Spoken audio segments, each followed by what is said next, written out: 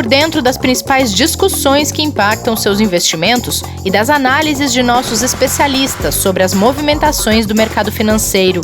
Falando nisso, nosso encontro é toda manhã, logo após a abertura do mercado. Entre nos canais oficiais do Itaú Personalité e envie suas dúvidas sobre recomendação de investimentos.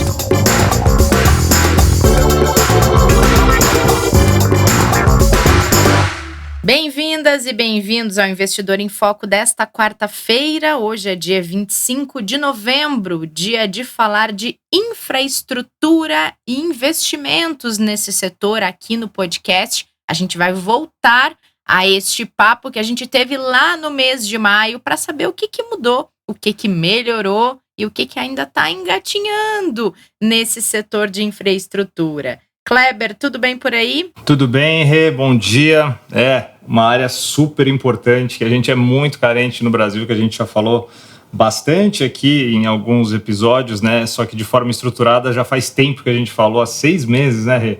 Então é importante a gente voltar no tema, né? E o cenário era bem diferente, apesar de, claro, a gente ainda estar em meio a uma pandemia, o cenário era um pouco mais grave na época, né, Kleber? As coisas ainda eram mais incertas.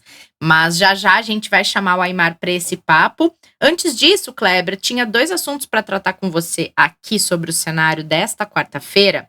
Uma coisa que chamou bastante atenção, a gente tem visto a Europa transitar por essa segunda onda da pandemia, muitos países decretando lockdown, isolamento, restrições de circulação e funcionamento das atividades. E aí a presidente da Comissão Europeia alertou que o relaxamento de medidas contra a pandemia eleva o risco de uma terceira onda. Já se fala em terceira onda? Exatamente. O perigo, porque eles entendem que a segunda onda já aconteceu, por isso que a gente tem os atuais isolamentos. Então, é importante que esses isolamentos eles se completem para que você estanque esse aumento de disseminação dos atuais números de crescimento que a gente tem, ou seja, você tenha um achatamento de novo da atual curva para que você possa fazer as liberações. Se você fizer um relaxamento dessas medidas agora, você vai ter um aumento de novo de casos e aí seria esta a terceira onda. E ela fala dessa preocupação porque alguns países já sinalizaram que iriam fazer esse afrouxamento, exatamente por causa do final de ano e por entender que os números já estariam melhorando. Mas, na verdade, essa melhora, ela em alguns lugares, ela já pode ser colocada como relevante, mas outros ainda não. Então, é um impasse difícil ali para a região, na zona do euro, porque a gente vê países aumentando o isolamento e outros tentando relaxar. A gente pode usar como exemplo a Alemanha aumentando seus lockdowns em diversas regiões, né? A França avisando que vai fazer alguns relaxamentos em algumas áreas que ela entende que já melhorou. Então, tem um desequilíbrio, vamos chamar assim, né, de região para região, de país para país. E aí a senhora Úrsula, quando vem a público falar isso, ela fala exatamente com a preocupação de que, olha, se o relaxamento for muito grande, a gente pode ter uma terceira onda e o impacto econômico pode ser muito grande e a gente vai ter mais problemas lá na frente, né? Sim. E ficar de olho nesse alerta, hein, Kleber? Ele é sério. Fica, e em paralelo a isso, ainda tem as discussões da comissão junto com o Reino Unido por causa do Brexit também, né? E ainda tem isso, é verdade. Que vem mexendo muito com o mercado, né? Segundo ela, a comissão se colocou que a instituição está preparada caso não tiver um acordo, né, com o Reino Unido, mas a gente sabe que para o mercado pode ser muito negativo se esse acordo não sair, né? Então, tudo que a gente não precisa nesse momento, vamos chamar de positivo, com o mercado e as pessoas mais otimistas com as últimas notícias em relação às vacinas, é que a gente não tenha o controle da atual onda que a gente tem lá na Europa e também nos Estados Unidos, né? Sim, é verdade. E depois a gente fala de Brasil, né? Rapidinho. Pois é, ia tocar nesse assunto porque a Fundação Getúlio Vargas divulgou o Índice de Confiança do Consumidor. A gente sempre fala aqui sobre esse assunto, que é um pouco do termômetro do impacto das medidas do cenário econômico para as pessoas e para as famílias. E foi a segunda queda consecutiva desse índice, recuou 0,7 ponto E isso significa uma insegurança, né, Kleber, com relação à possibilidade de segunda onda que a gente vive aqui. Sim, a mensagem da Fundação Getúlio Vargas, ela é bem clara, né? Em termos de pontuação, ela é uma pontuação de queda leve, mas ela é significativa. Primeiro, pelo que você colocou, segundo mês seguido que a gente tem uma queda. E aí ela faz a seguinte avaliação, né? Que a confiança dos consumidores ela recua exatamente pela piora da situação atual nas expectativas que o consumidor tem para os próximos meses. Então, o resultado ele vai refletindo o quê? O aumento da incerteza que as pessoas têm em relação exatamente à pandemia e o impacto que ela pode trazer em relação à economia. Quando a gente fala, por exemplo, das pessoas de baixa renda, né, essas pessoas ficam preocupadas se elas vão ter ou não a manutenção do seu emprego.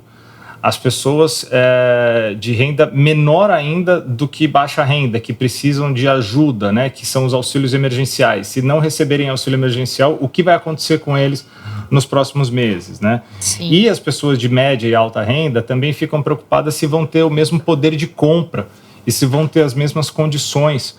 Inclusive, os empresários se vão conseguir ter o mesmo nível de faturamento e assim por diante. Então, quando a gente trata da confiança do consumidor, ela está ligada diretamente ao aumento de número de casos de Covid-19 e que alguns analistas colocam também para que a gente fique atento à semana que vem, quando saírem os resultados das eleições municipais. Sim. Porque pós-eleições municipais a gente pode sim ter alguns prefeitos, junto com governadores em algumas regiões. A gente tem 18 capitais em segundo turno, né?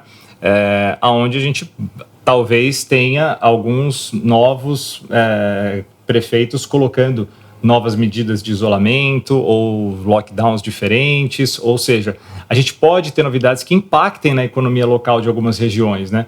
Então, para o Brasil também a gente tem que ficar muito atento, porque, infelizmente, nos últimos dias, nas últimas 24 horas, os números voltaram a subir, né? Sim. E é importante também, né, Kleber, a gente lembrar, é óbvio que a dificuldade para uma pessoa que tem uma renda um pouco mais reduzida, para o seu dia a dia, o impacto é muito maior. Agora, a gente tem que lembrar também que para a pessoa de alta renda, muitos dos casos, a gente está falando de gente que tem empresa que emprega muita gente.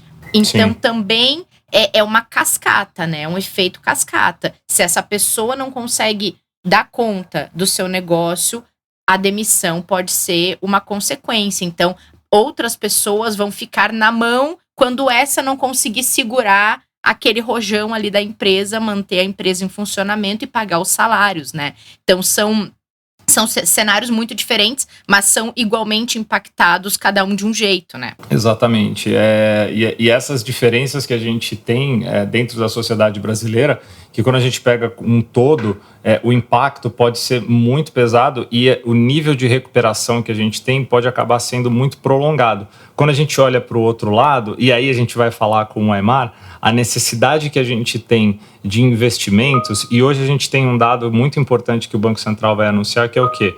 O nosso número de conta corrente, o nosso saldo de conta corrente e investimento direto que a gente tem recebido.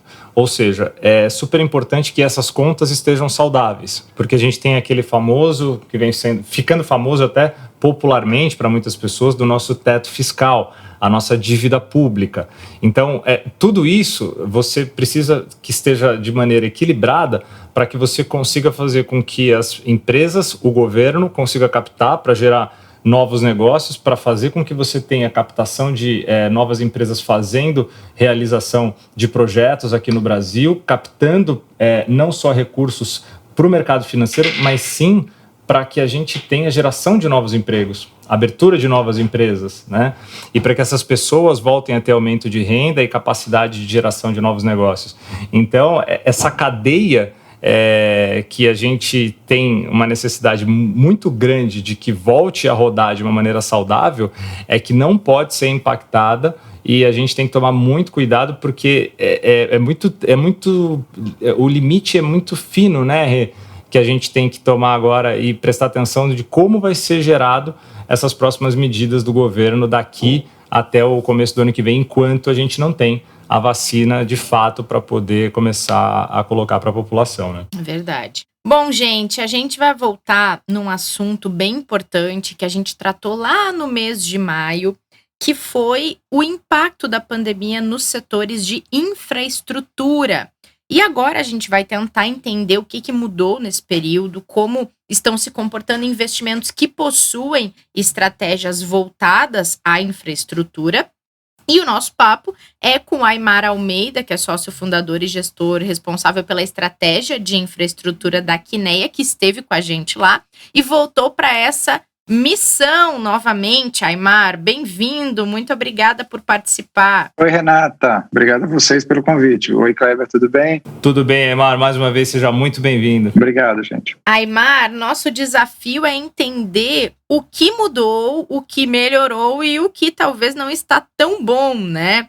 Na época que a gente conversou com você, os setores mais impactados, isso em maio, no auge da pandemia e da crise econômica, os setores mais impactados eram aeroportos, que tiveram aí a malha reduzida em mais da metade, portos, rodovias, principalmente as urbanas, além das distribuidoras de energia, devido à redução da demanda e também inadimplência. Por outro lado, na avaliação da época, quem não sofreu tanto foram os setores que possuem receita fixa, como linhas de transmissão e gasodutos. Queria saber da sua avaliação, que setores desses já se recuperaram dos impactos da crise ou estão neste caminho?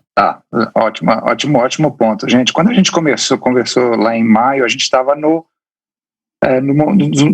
foi talvez o mês mais crítico da pandemia para o setor de infraestrutura, porque a gente estava no meio de uma situação de contenção muito forte de atividade, né, de demanda. Então as pessoas estavam em casa e, como você bem pontuou, Renata, com aumento de inadimplência, né, as pessoas com restrição de renda porque não estavam trabalhando e, portanto, com um cenário de inadimplência para as empresas crescente. E os setores, como você bem pontuou aqui, que estavam mais no radar naquela época para sofrer, eram esses que você citou, aeroportos, portos, rodovias e distribuidoras.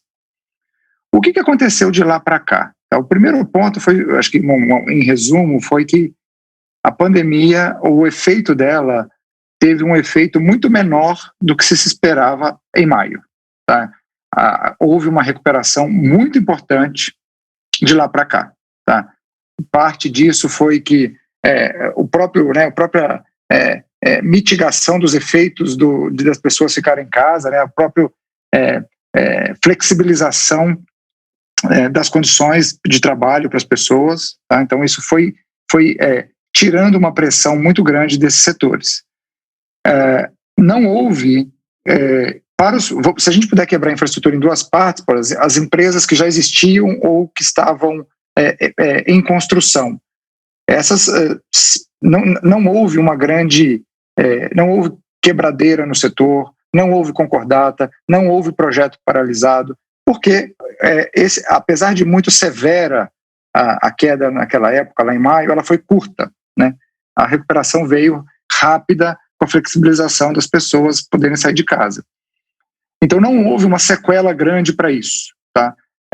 Algum projeto ou outro que estava em construção teve sua construção um pouquinho atrasada por conta de dificuldade de logística, de obra, isso é normal, tá? Mas não houve grandes paralisações e não houve uma paralisação, uma queda de demanda por um tempo tão grande que fizesse com algumas empresas desses setores aqui parassem de funcionar ou decretassem concordata ou alguma coisa do gênero, tá? Então essa é a parte boa, tá? Mas teve um outro impacto que eu queria dividir aqui, que são para as empresas de infraestrutura que estavam para começar, para os projetos, que também são muito importantes para o país. Vocês acompanham muito bem isso. O Brasil precisa investir mais em infraestrutura para ganhar competitividade, para dar conforto, para prestar bons serviços para a população. E quando você tem uma crise dessa magnitude, totalmente sem precedentes, totalmente imprevisível, o que acontece com os novos projetos? Eles ficam eles voltam para a prancheta, como a gente diz. Tá? Vamos avaliar qual vai ser a demanda, qual vai ser a necessidade desse projeto. Então, Então a pandemia fez com que alguns projetos que estavam para ser lançados ou concedidos para iniciativa privada, né, eles foram postergados. A boa notícia é que não foram cancelados, porque, como eu falei, a recuperação foi rápida e as necessidades continuam lá. Então esses projetos serão licitados, serão implementados. Mas eles foram postergados pela condição do ano de 2020 que a gente viveu. Então o lado bom é que a pandemia causou um impacto negativo, sim, só que é um impacto que vai ser remediado aí ao longo dos anos com essa expectativa de vacina, de estabilização aí da atividade econômica. Oi, Mari, e falando desses impactos, né, que a crise da pandemia causou nos setores de infraestrutura, a gente pode falar que ele foi diferente, né, para cada um desses setores, né?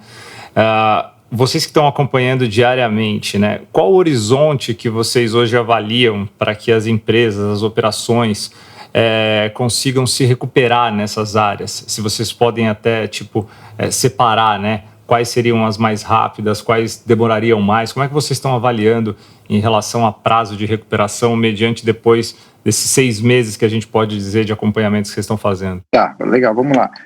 Bom, primeiro vamos ver de onde vêm os impactos. Os impactos vêm principalmente de 2 ângulos. O primeiro é a queda no consumo. As pessoas consumindo menos os serviços de infraestrutura. E o outro impacto é a inadimplência. Então vamos pegar, e eles são muito diferentes dependendo do setor.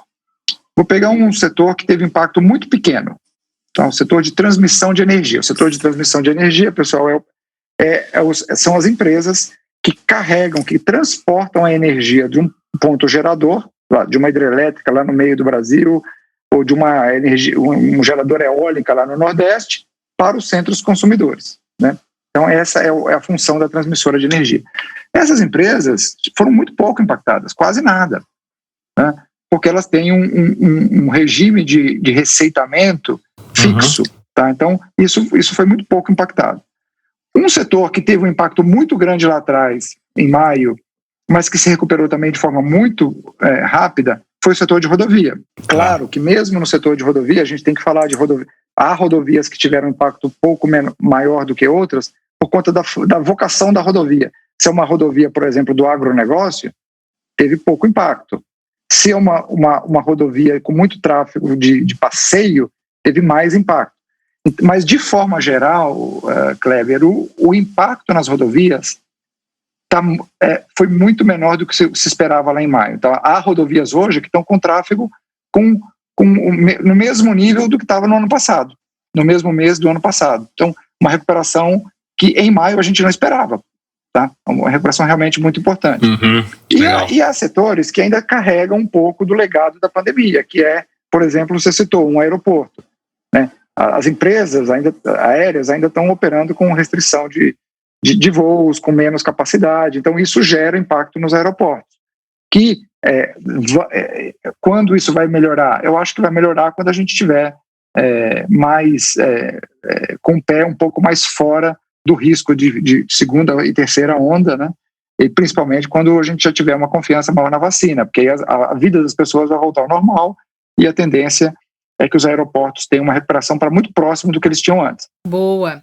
E, Aimar, o mercado, a gente fala muito aqui do mercado de ações, o mercado financeiro, no geral, trabalha muito olhando para frente e, com isso, aponta setores que entendem serem promissores no curto e médio prazo, até mesmo para orientar, de alguma maneira, investidores que pretendem ir para a bolsa e tudo mais. A gente traz com frequência esse assunto e, na visão do investidor, da investidora, queria saber de você se é um bom momento para investir em produtos com estratégias voltadas à infraestrutura, dado todo esse panorama que a gente desenhou agora, de impactos, de recuperação, de quem ainda está precisando de um respiro para voltar a operar. Legal, vamos lá.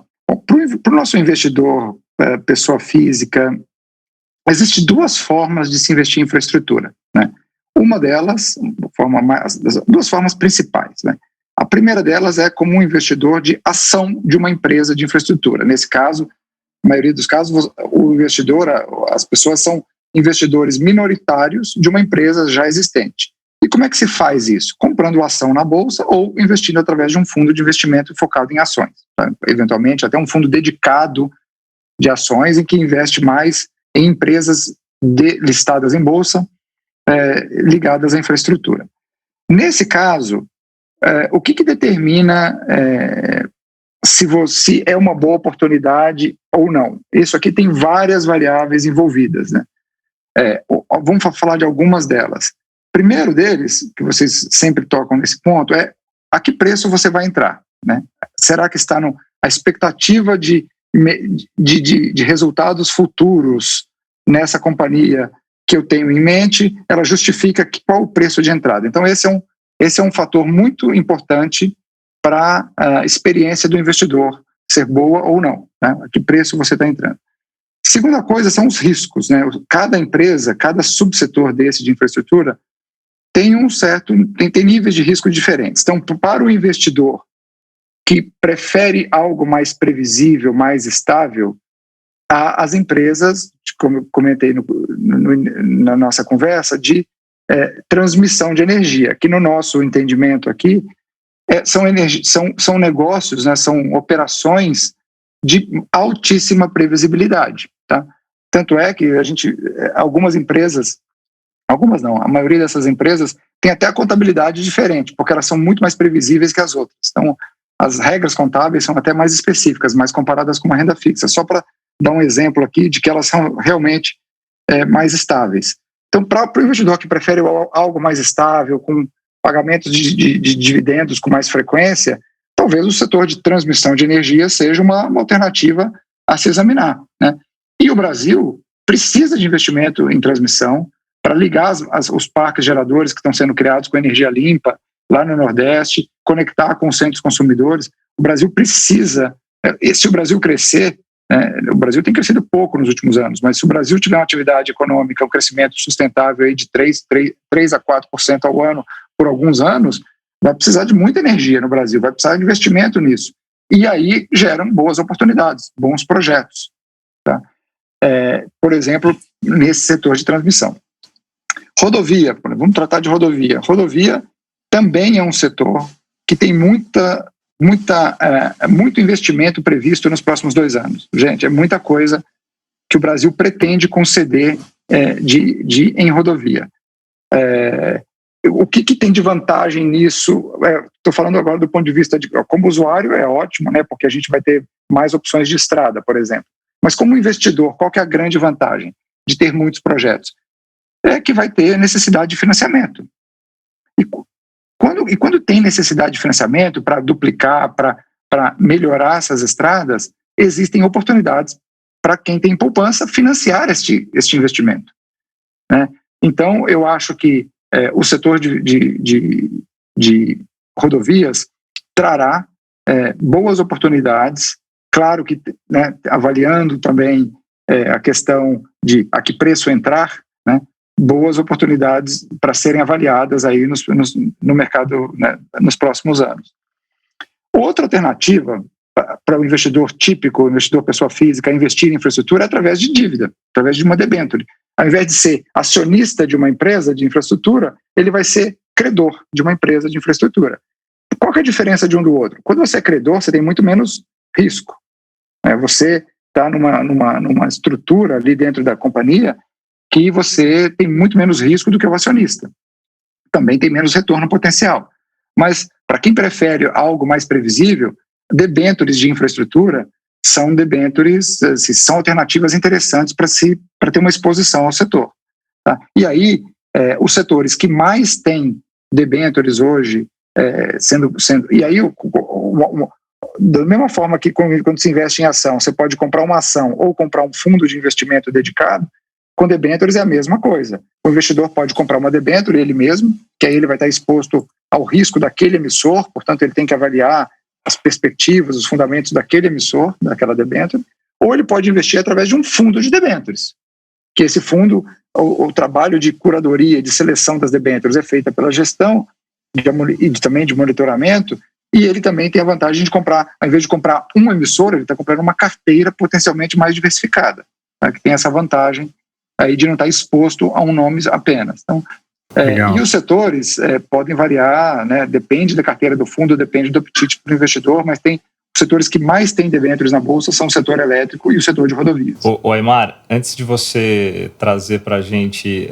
o que a Kinea está fazendo e como o investidor pode acessar isso através de vocês, uma última pergunta que acho que é importante para o investidor enxergar um pouco melhor tudo isso. O Brasil está no caminho para voltar a atrair esses investimentos todos que ele precisa? Kleber, eu acho que fácil, sim, né? Fácil pergunta, né? Eu sei. Mas a resposta objetiva, eu acho que está. Tá? Pode ser num ritmo, poderia estar numa velocidade melhor, eu acho que também. Tá? Então, vou qualificar um pouco o que eu quero dizer com isso. O Brasil está fazendo investimentos em infraestrutura. O problema é que eles estão aquém do que a gente precisa. E isso é um legado de muitos anos investindo menos do que era necessário. Isso é muito claro quando a gente fala de saneamento, por exemplo. É meio até constrangedor a gente falar da situação de saneamento e tratamento de água e esgoto no Brasil. Dá um pouco de vergonha, né? A gente está no século XXI e tem muita gente que não tem água tratada. Um absurdo, sem dúvida. A gente está falando de 5G em celular e não está falando de água tratada para a população carente. E nem água em alguns casos, né, Aymar? Exatamente. Nem tratada e nem não tratada. Exatamente. Então, esse é um legado de muitos anos investindo pouco, investindo menos do que era necessário para atender as pessoas. Tá? O que precisa, então, para a gente acelerar isso? Também não tem um fator só, Kleber. A gente precisa de algumas coisas. A gente precisa, como você bem mencionou lá no começo, os investimentos em infraestrutura são muito grandes. Né? Tudo custa caro. Você construir uma estrada é muito dinheiro, construir uma hidrelétrica é muito dinheiro. Então, os retornos também têm que vir ao longo do tempo. Imagina que você constrói uma estrada e você quer o retorno, o acionista quer o retorno no curto prazo ou no prazo médio. O pedágio vai ser muito caro. Então, inviabiliza. Então, em geral, a experiência internacional é que tudo de infraestrutura, os retornos de infraestrutura, os horizontes em infraestrutura têm que ser mais longos. Não quer dizer que o retorno seja ruim, na verdade não. Ele é até melhor que em vários outros setores, tá? Mas ele tem esse componente de longo prazo. E o que você precisa quando você lida com um componente de longo prazo? Um pouco mais de previsibilidade. Quanto mais previsibilidade, melhor. Tá? Nós já evoluímos muito da época que a gente tinha hiperinflação no Brasil, que a gente aplicava, né? A gente aplicava de manhã e ligava para o banco à tarde para saber quanto tinha rendido. Né? O horizonte de médio prazo naquela época era um mês. Hoje em dia, a gente venceu essa batalha da hiperinflação. Só que a gente tem outras. Você mencionou a questão fiscal. Tá?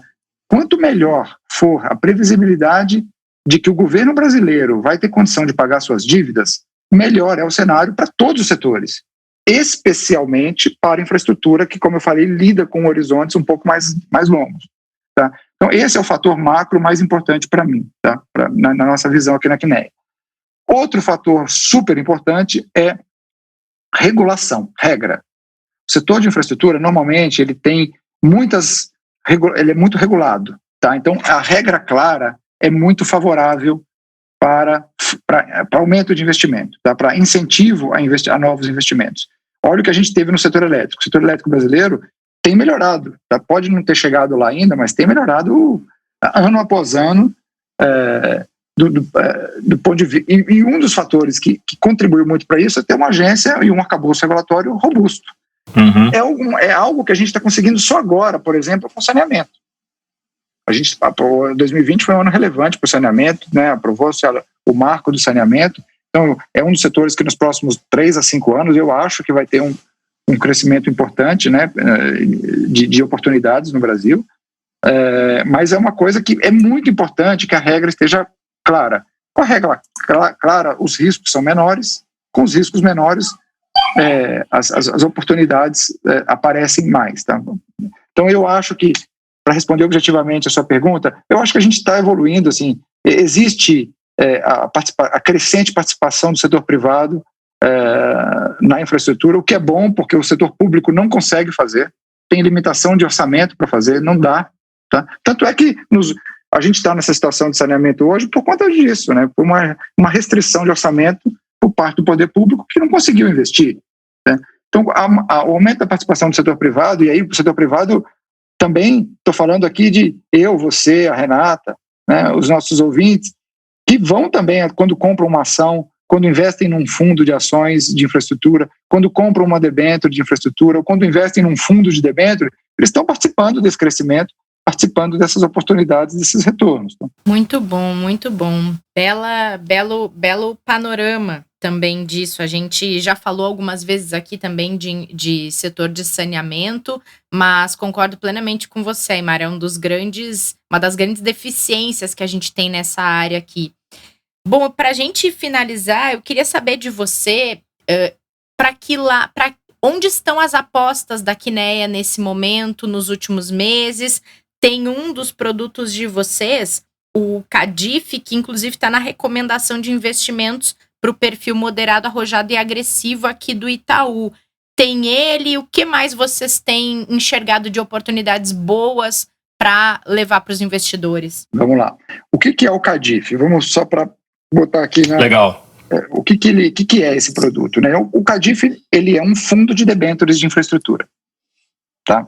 A gente escolhe as debêntures que vão fazer parte da carteira e investe. Hoje é um fundo de 2 bilhões e 600 milhões de reais de patrimônio, tá? É o maior fundo de debênture de infra do Brasil. Ele tem umas características muito similares e atrativas com relação ao debênture, quando é investido por uma pessoa física, porque ele tem o benefício fiscal, tá?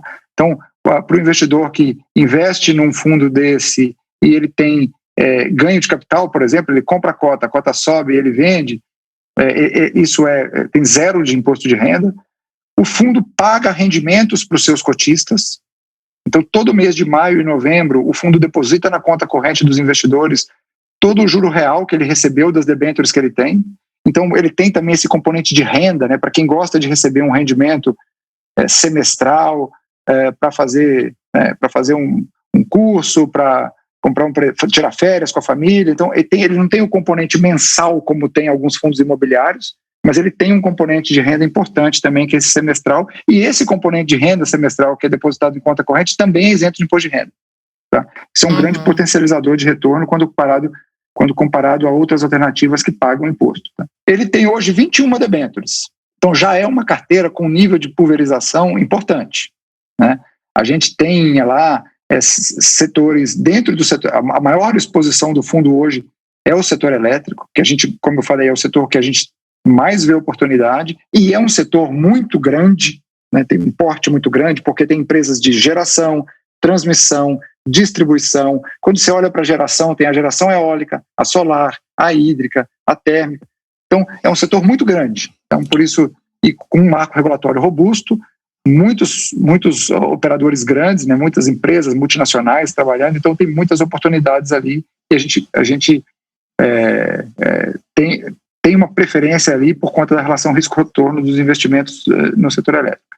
É um fundo que é de baixo risco de crédito, então a gente não é um fundo de ações, a gente atua, como na nossa conversa anterior aqui, a gente falou tem duas formas de você ter exposição à infraestrutura, uma como ação, né, como acionista, e outra como debênture sendo um credor.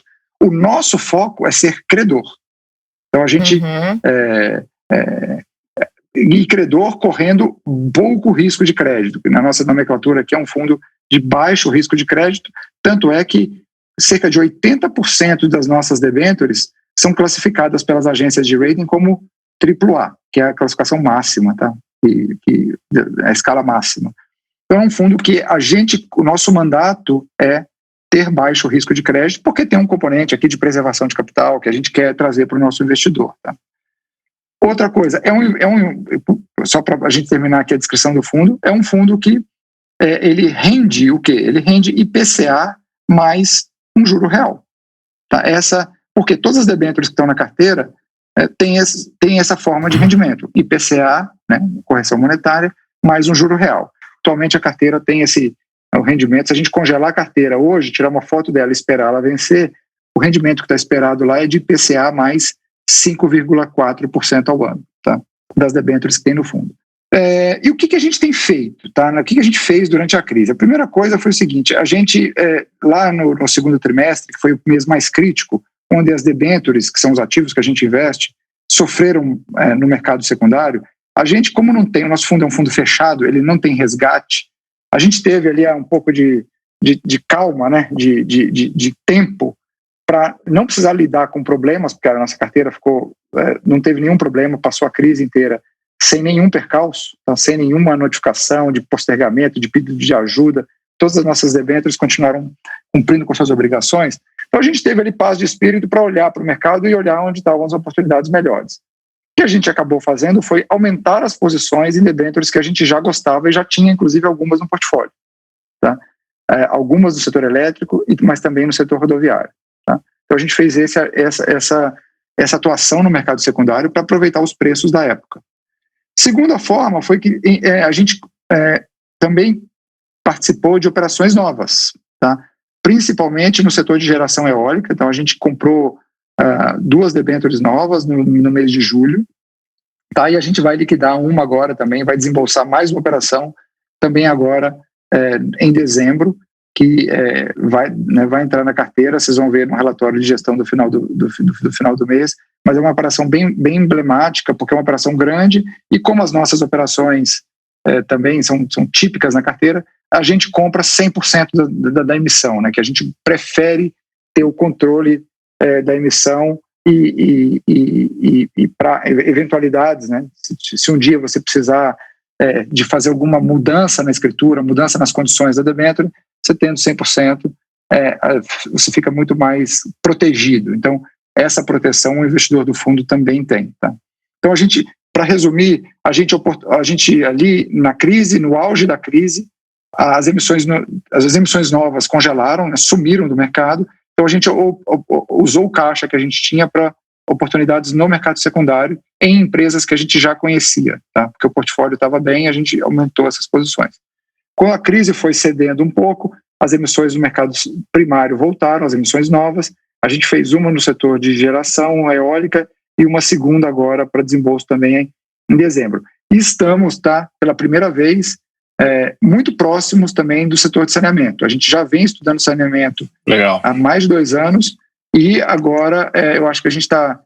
não sei se a gente vai conseguir fechar essa operação, a gente ainda está negociando, mas estamos dando passos importantes aí para isso, tá? Que seria uma diversificação interessante para a carteira do fundo. Muito bom, Aymar. Só lembrando os investidores, né, os ouvintes, as ouvintes, que o produto ele não tem resgate, mas ele tem negociação no mercado secundário, né? Para venda de cotas, né? Então, exatamente. O investidor ele tem liquidez a mercado, como a gente fala, né? Se o investidor quiser se desfazer de parte da sua posição, das cotas do fundo, ele consegue, via corretora, negociar, né, Aymar, no mercado secundário. Kleber. Isso é um ponto super legal assim, do fundo para o investidor, para a pessoa física, né? Porque o fundo é fechado, mas como você vê, mas a cota é listada. Então, como é que se investe nesse fundo? Como se investe num fundo imobiliário ou numa ação? CADIF 11 é o código do fundo, você tem lá uma fila de vendedores, uma fila de compradores, e aí o investidor toma a decisão de comprar e vender olhando com transparência, né? Olhando pela sua própria corretora, que é uma experiência de liquidez, e o fundo tem uma liquidez de R$1,5 milhão por dia. Então, nosso investidor médio, ele tem um investimento de cerca de R$200 mil no fundo, mas o investidor pode comprar uma cota, né? Uma cota custa R$130. Então é um investimento bem democrático aí do ponto de vista de tamanho, né? Esse investimento, qual que é a vantagem de ter essa condição? Que a carteira fica protegida de resgates, para que a gente possa, né, fazer a alocação da forma com que a gente está vendo mais atrativo no mercado, e o investidor possa entrar e sair à medida que ele tem interesse. É um investimento que você pode ficar por um prazo curto, por um prazo longo, a liquidez está lá na bolsa para atender aí aos horizontes de cada um. Muito bom, Aymar. De verdade, acho que panorama que a gente precisava, né, Rê, para trazer de volta para os investidores que estavam até cobrando a gente, né? E infraestrutura, né? A gente tem aqui os investidores que estão procurando até por alternativas. Essa taxa de juros, né, Mar, tem feito os investidores procurarem cada vez mais alternativas diferentes, né? Uma vez que a gente fica com a renda fixa cada vez mais escassa em termos de prêmio, em termos de retorno, né? E aqueles que não querem riscos de bolsa, não querem riscos maiores, ou não gostam de alguns instrumentos como fundos multimercados, ficam buscando alternativas e, sem dúvida, a infraestrutura acho que é uma das que a gente tem como melhor aí alternativa para esses investidores. Valeu, obrigado mesmo pela atualização, né, Rê? Muito bom, muito obrigada, Aymar. A gente volta daqui a alguns meses com esse assunto de novo, para não perder de vista, né? Eu estou à disposição, adoro conversar com vocês aqui sobre isso. E só me convidar que eu estou à disposição mesmo. Obrigado pelo convite dessa vez. Obrigada a você por ter aceitado. Kleber, a gente se encontra no próximo episódio. Combinado, Rê. Amanhã estamos de volta aqui. Para falar mais um pouco sobre educação financeira, já que essa é a Semana Nacional da Educação Financeira. Obrigada a todos que acompanharam esse episódio, especialmente o Aymar, que esteve aqui com a gente para trazer todo esse conhecimento bacana para esse setor de infraestrutura e para os investimentos de vocês. Cuidem-se, por favor, e a gente se encontra no próximo episódio na sua plataforma preferida de podcast. Fique por dentro das principais discussões que impactam seus investimentos e das análises de nossos especialistas sobre as movimentações do mercado financeiro. Falando nisso, nosso encontro é toda manhã, logo após a abertura do mercado. Entre nos canais oficiais do Itaú Personalité e envie suas dúvidas sobre recomendação de investimentos.